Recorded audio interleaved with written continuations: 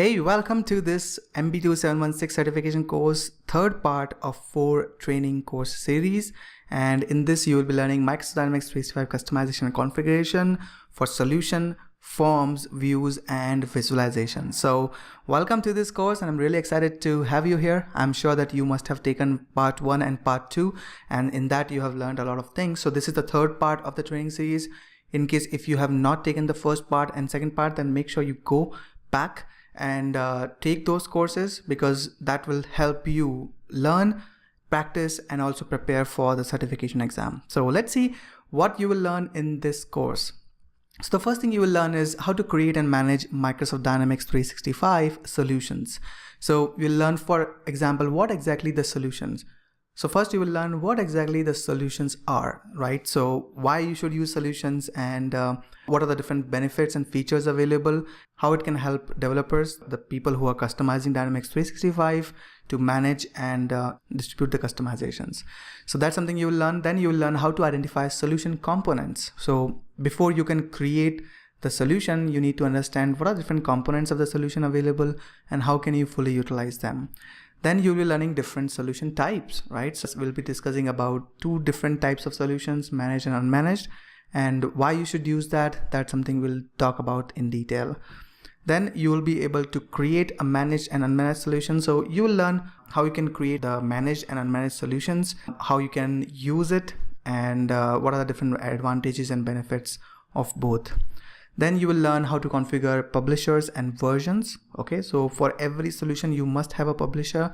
The publisher is nothing but sometimes it's a developer who is developing the solution functionalities, and also the version, which basically gives that option to provide the version, so you know that what kind of functionalities will be there in the solution.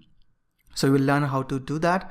Then also how to manage multiple solutions. So we'll be talking about, if you have multiple solutions, how can you manage them, and how can you create a major version in case you have different functionalities for that solution.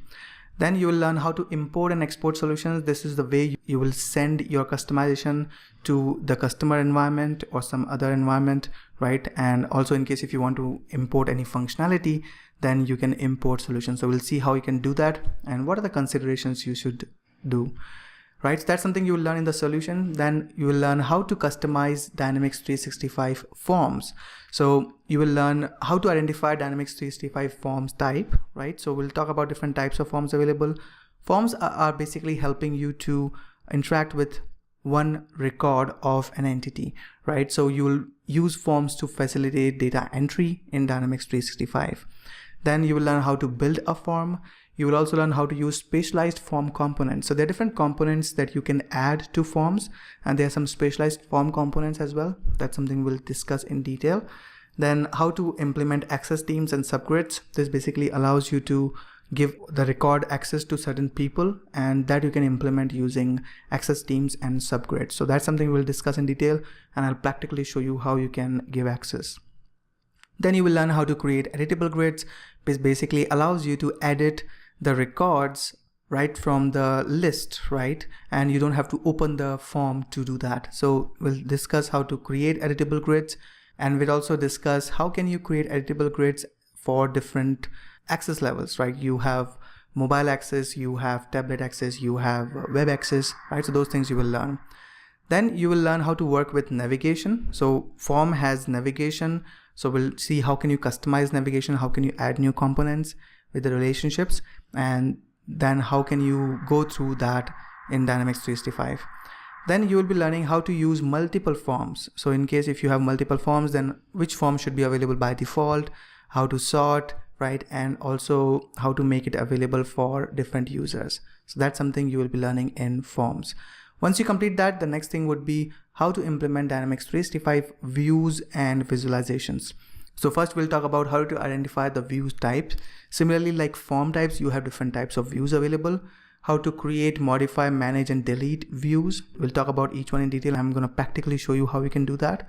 How to customize views which are already available. How to change columns, change properties. Those things you'll be learning in this section.